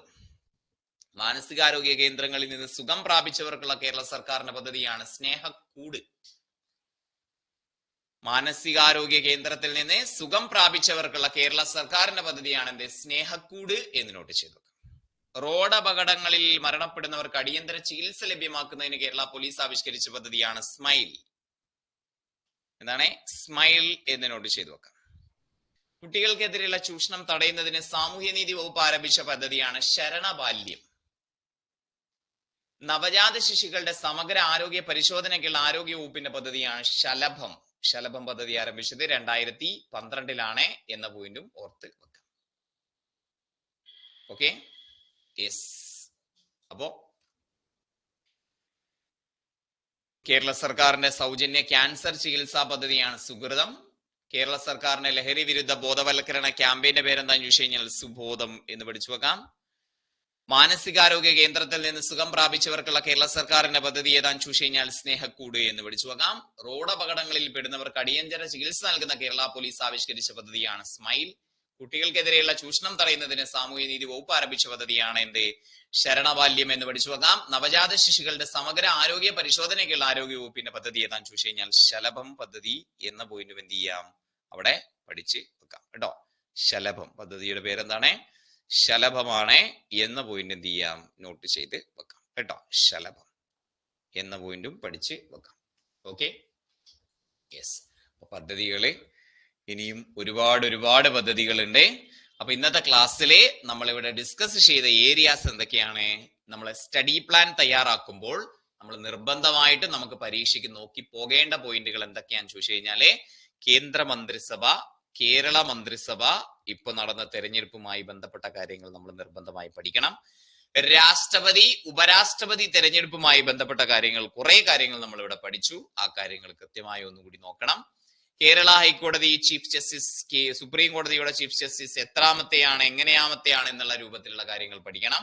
അന്താരാഷ്ട്ര സംഘടനകൾ എന്ന് പറയുന്നത് വളരെ ഇമ്പോർട്ടന്റ് ആണ്. അതിൽ കറണ്ട് അഫയേഴ്സ് ന്യൂസുകൾ ഉണ്ടെങ്കിൽ ആ സംഘടനയുടെ ആസ്ഥാനവുമായി ബന്ധപ്പെട്ട് അതിന്റെ ഇപ്പോഴത്തെ സെക്രട്ടറി ജനറൽ ആരാണ്, അവസാനമായി ചേർന്ന ഏതാണ്, അതിന്റെ സമ്മിറ്റുകൾ എവിടേക്കാണ് എന്നുള്ളതുമായി ബന്ധപ്പെട്ട കാര്യങ്ങൾ നമ്മൾ എന്ത് ചെയ്യാനും നോക്കി പോകണം. പിന്നെ വിവിധ പദ്ധതികൾ നമുക്ക് എന്ത് ചെയ്യണം, പഠിച്ച് പോകണം. ഓക്കെ, പദ്ധതികൾ നമ്മൾ ആരോഗ്യക്ഷേമ പദ്ധതികളും സാമൂഹ്യക്ഷേമ പദ്ധതികൾ എന്ന് പറഞ്ഞിട്ട് ഒരുപാട് ക്ലാസ്സുകൾ ചെയ്തിട്ടുണ്ട്. ഇത് ചെയ്ത ക്ലാസ്സുകൾ നമ്മൾ ഓൾറെഡി LDCക്കൊക്കെ വേണ്ടി ചെയ്ത ക്ലാസ്സുകൾ, LGS കൂടെ ശ്രദ്ധിക്കുക. LDCക്കൊക്കെ വേണ്ട ചെയ്ത ക്ലാസ്സുകളെ നമ്മൾ ചില ക്ലാസ്സുകൾ നിങ്ങൾക്ക് റെക്കോർഡഡ് ആയിട്ടായിരിക്കും തരിക. കാരണം ആ സമയത്ത് നമ്മളിവിടെ ഒന്നും കൂടി അത് ചെയ്യുന്നതിന് പകരം നമുക്ക് പുതിയ കാര്യങ്ങൾ പഠിക്കാം കേട്ടോ. നമ്മൾ ചെയ്ത കാര്യങ്ങളെ ഒന്ന് റെക്കോർഡഡ് ആയിട്ട് നിങ്ങൾ കണ്ട് നിങ്ങളുടെ എക്സ്ട്രാ ടൈം എടുത്തിട്ട് കാണാം. കൂടുതൽ കാര്യങ്ങൾ പഠിക്കുക, വളരെ പെട്ടെന്ന് കവർ ചെയ്യുക, റിവിഷൻസ് ചെയ്യുക. മാക്സിമം മാർക്ക് സ്കോർ ചെയ്യാൻ പറ്റുന്ന രൂപത്തിലേക്ക് നിങ്ങളെ പ്രാപ്തമാക്കുക എന്നുള്ളതാണ് പറയാനുള്ളത്. യെസ്, അപ്പോ ഇന്ന് ഞാൻ എല്ലാം ഡിസ്കസ് ചെയ്യണം എന്ന് വിചാരിച്ച് 20 ചോദ്യമായിട്ട് വന്നതാണ്. നമ്മൾ 4 ചോദ്യങ്ങളും കണക്റ്റഡ് ഫാക്ട്സും ഡിസ്കസ് ചെയ്തപ്പോഴത്തേക്കും നമുക്ക് ഏകദേശം 1 മണിക്കൂറായി. ഇത് നമുക്ക് നാളെയും തുടരാം കേട്ടോ. യെസ്, അപ്പോ ഇത്തരം ഏരിയാസ് സ്പെസിഫൈ ചെയ്ത് പഠിക്കുക. ഒപ്പം നമ്മൾ പഠിച്ച പഴയ കാര്യങ്ങൾ തീർച്ചയായിട്ടും നമ്മൾ തുടരുകയും ചെയ്യും കേട്ടോ. അപ്പോ അങ്ങനെയൊക്കെയാണ് കാര്യങ്ങൾ. എല്ലാവരും പോസിറ്റീവായിട്ട് തന്നെ ഇരിക്കുക. അടുത്തത് ഇനി കണ്ണൂരുകാരാണ്. കണ്ണൂരിന് കൂടെ വേറെ ഏതായിരുന്നു പരീക്ഷ? കണ്ണൂരുകാരും പിന്നെ ഏതായാലും ഉഷാറായിട്ട് പഠിക്കുക കേട്ടോ, തുടർന്ന് പഠിക്കുക. ഇനി LGSകാരാണെങ്കിൽ നമുക്ക് ഈ ക്വസ്റ്റ്യൻ പേപ്പർ ഡിസ്കഷൻ ഒന്ന് കഴിഞ്ഞോട്ടെ, എന്നിട്ട് നമുക്ക് ഇതിലുള്ള ഏരിയ, ഇതിലില്ലാത്ത ഏരിയ നമുക്ക് എന്ത് ചെയ്യാം, സ്പെസിഫൈ ചെയ്ത് നമ്മൾ പഠിച്ച് അങ്ങനെ പോകും കേട്ടോ. നിങ്ങൾക്ക് നാളെ ഖാദി ബോർഡിന്റെ പരീക്ഷയുണ്ട്. യെസ്, അതിനും നമ്മൾ എന്താണ് കഴിഞ്ഞ ആഴ്ചയൊക്കെ കറക്റ്റ് റിവിഷൻ ക്ലാസ്സുകൾ മാത്രമായി ചെയ്തിരുന്നു. അത് വെച്ചിട്ട് നിങ്ങൾ എന്ത് ചെയ്യുക, പരമാവധി എഴുതുക. ഖാദി ബോർഡുകാർക്കെല്ലാം നമ്മൾ ചെയ്യേണ്ട കാര്യങ്ങളൊക്കെ പരമാവധി നമ്മൾ ചെയ്തിട്ടുണ്ട്. അപ്പൊ തീർച്ചയായിട്ടും ആ പരീക്ഷ കൂടി എഴുതാൻ വേണ്ടിയിട്ട് ശ്രദ്ധിക്കുക, നല്ല രീതിയിൽ എഴുതാൻ വേണ്ടി ശ്രദ്ധിക്കുക കേട്ടോ. ഇനി LGSകാര് നമ്മുടെ ഗ്രൂപ്പിൽ ഇല്ലാത്ത കുറച്ച് പേരുണ്ട്. ഗ്രൂപ്പിൽ ഇല്ലാത്തവരുണ്ടെങ്കിൽ 7510116655 എന്ന നമ്പറിൽ കോൺടാക്ട് ചെയ്യണേ. യെസ്, നമ്മുടെ അതുപോലെ തന്നെ ഒപ്പം ബാച്ചിലുള്ള ആളുകളും നമ്മുടെ വാട്സപ്പ് ഗ്രൂപ്പിൽ ഇല്ലാത്ത കുറച്ച് ആളുകളുണ്ട്. ഗ്രൂപ്പിൽ ഇല്ലാത്തവരുണ്ടെങ്കിൽ ഈ നമ്പറിൽ മെസ്സേജ് അയച്ചാൽ മതി കേട്ടോ. ഓക്കെ, ഈ നമ്പറിൽ മെസ്സേജ് അയച്ചാൽ മതി. LDCക്കാരും ഈ പറയുന്ന LGSകാരും ഈ ടൈപ്പിസ്റ്റുകാർക്കും നിങ്ങൾക്ക് ഗ്രൂപ്പുണ്ട്. ഗ്രൂപ്പിൽ ഇല്ലാത്ത ആളുകളെ മെസ്സേജ് അയക്കണം കേട്ടോ. ഈ 3 ബാച്ചേ നമുക്കുള്ളൂ. നമ്മുടെ LDC പരീക്ഷയുടെ പോസിറ്റീവ് റെസ്പോൺസ് കണ്ടിട്ട് ഒരുപാട് പേര് ഞാൻ മെൻഷൻ ചെയ്ത് വെച്ച് ഏകദേശം 10-40ഓളം ആളുകൾ സെക്രട്ടേറിയറ്റ് അസിസ്റ്റന്റിന്റെ കോഴ്സ് ഉണ്ടോ എന്ന് ഇപ്പൊ ചോദിക്കുന്നുണ്ട്. പക്ഷെ സെക്രട്ടേറിയറ്റ് അസിസ്റ്റന്റ് നമ്മൾ ചെയ്യുന്ന കാര്യങ്ങൾ വൃത്തിക്ക് ചെയ്യുക എന്നുള്ളതാണ് നമ്മുടെ ഇപ്പോഴത്തെ ഒരു പോളിസി. അതുകൊണ്ട് ഇപ്പൊ സെക്രട്ടേറിയറ്റ് അസിസ്റ്റന്റിനെ കുറിച്ച് തൽക്കാലം നമ്മൾ ആലോചിക്കുന്നില്ല. കാരണം സെക്രട്ടേറിയറ്റ് അസിസ്റ്റന്റ് ഡിഗ്രി ലെവൽ ആവുന്ന സമയത്ത് കുറച്ചധികം എഫേർട്ടുകളും കുറച്ചധികം ടീച്ചേഴ്സിനെയൊക്കെ നമുക്ക് ഇപ്പോ നിലവിലെ സാഹചര്യത്തിൽ അതിനുള്ള ഒരു പോസിബിലിറ്റി ഇല്ല. ഇപ്പൊ ഈ 3 കോഴ്സുകളായിട്ട് മുന്നോട്ട് പോകാനാണ് ഇപ്പോഴത്തെ തീരുമാനം കേട്ടോ. യെസ്, ഓക്കെ, പുതിയ കോഴ്സ് ഇപ്പൊ തൽക്കാലം നമുക്ക് ചെയ്യാനുള്ള പോസിബിലിറ്റി ഇല്ല കേട്ടോ. അപ്പൊ LDCയുടെയും LGS, സെക്രട്ടേറിയറ്റ് OA, അതുപോലെ തന്നെ കേരള ബാങ്ക് OA, അതിനൊക്കെ വേണ്ടിയിട്ട് ഒരു ക്ലാസ്, പിന്നെ ടൈപ്പിസ്റ്റിന്റെ ബാച്ചിൽ ഈ 3 കോഴ്സ് മാത്രമേ ഇപ്പൊ പച്ചവെള്ളത്തിലുള്ളൂ. നിങ്ങളുടെ കൂട്ടുകാരെങ്കിലും ചോദിക്കുകയാണെങ്കിൽ, നിങ്ങളുടെ കൂട്ടുകാരൊക്കെ പറഞ്ഞിട്ട് ഒരുപാട് പേര് വിളിക്കുന്നുണ്ട്. മനീഷ് ഇവിടെ ഉണ്ടോ? മനീഷിന്റെ ഒരു 5 ഫ്രണ്ട്സ് ഒറ്റയടിക്കൊക്കെ മെസ്സേജ് അയച്ചിരുന്നു. അതിൽ കുറച്ച് പേരൊക്കെ സബ്സ്ക്രിപ്ഷൻ എടുത്തു തോന്നുന്നു. അപ്പൊ നിങ്ങളുടെ കൂട്ടുകാരൊക്കെ പറഞ്ഞിട്ടാണ് കുറെ പേര് ഇവിടെ ജോയിൻ ചെയ്യുന്നത്. അതുകൊണ്ട് തന്നെയാണ് നമ്മൾ ഉദ്ദേശിക്കുന്നതും പോസിറ്റീവ് ആയിട്ടുള്ള ഫീഡ്ബാക്കോട് കൂടിയിട്ട് കുട്ടികൾ ഇവിടെ വരണം എന്നുള്ളതാണ് ഉദ്ദേശിക്കുന്നത്. യെസ്, അത് ഇതുവരെ കഴിഞ്ഞ ഒരു 6 മാസം തിരിഞ്ഞു നോക്കുമ്പോൾ പച്ചവെള്ളം നല്ല രീതിയിൽ തന്നെ ചെയ്യുന്നുണ്ട്, എല്ലാ ബാച്ച് ആണെങ്കിലും എന്ന് തന്നെയാണ് നമ്മൾ വിശ്വസിക്കുന്നത്. പിന്നെന്താ പറയാ, മാർക്കറ്റിംഗ് ഒക്കെ എന്താണ്, ചെലവേറിയ പരിപാടിയാണ്. നമ്മുടെ മാർക്കറ്റിംഗ് എന്ന് പറയുന്നത് നിങ്ങൾ ചെയ്യണം, നിങ്ങൾ നമ്മുടെ ബ്രാൻഡ് അംബാസിഡേഴ്സ് ആവണം എന്നുള്ളതാണ് നമ്മുടെ ആഗ്രഹം. അതിനു വേണ്ടി തന്നെയാണ് നമ്മൾ ഓരോ കാര്യങ്ങൾ ചെയ്യുന്നതും. യെസ്, ഒപ്പം പുതിയ ബാച്ച് അടുത്ത ലെവലിൽ ഉള്ള ടൈം ടേബിൾ അനുസരിച്ചുള്ള ബാച്ച് 1-ാം തീയതി സ്റ്റാർട്ട് ചെയ്യും നമ്മൾ കേട്ടോ. ഒപ്പത്തിലെ അടുത്ത ബാച്ച് എന്ന് പറഞ്ഞു കഴിഞ്ഞാല് നിലവിലുള്ള ആളുകൾ ആ ഗ്രൂപ്പിൽ തന്നെ ഫോളോ ചെയ്യുക. പുതിയ പിള്ളേർക്ക് നമുക്ക് എന്താണ് ഒരു സിസ്റ്റമാറ്റിക് ടൈം ടേബിൾ അനുസരിച്ചുള്ള പുതിയ കാര്യങ്ങൾ 1-ാം തീയതി മുതൽ നമ്മൾ സ്റ്റാർട്ട് ചെയ്യും കേട്ടോ. കൂട്ടുകാരെങ്കിലും ഒക്കെ ഉണ്ടെങ്കിൽ പറയണേ, 1-ാം തീയതി മുതൽ സ്റ്റാർട്ട് ചെയ്യും. ഓക്കെ, 100% നമ്മള് എന്താ പറയാ സിസ്റ്റമാറ്റിക് ആയിട്ട് തന്നെ ഇനിയുള്ള ദിവസങ്ങളിൽ എങ്ങനെ പഠിക്കണം എന്നുള്ള രൂപത്തിൽ നമ്മളൊരു ടൈം ടേബിൾ സെറ്റ് ചെയ്തിട്ട് നിങ്ങൾക്ക് തരും കേട്ടോ. അപ്പൊ എല്ലാവർക്കും നന്ദി, നമസ്കാരം, thank you, see you, by.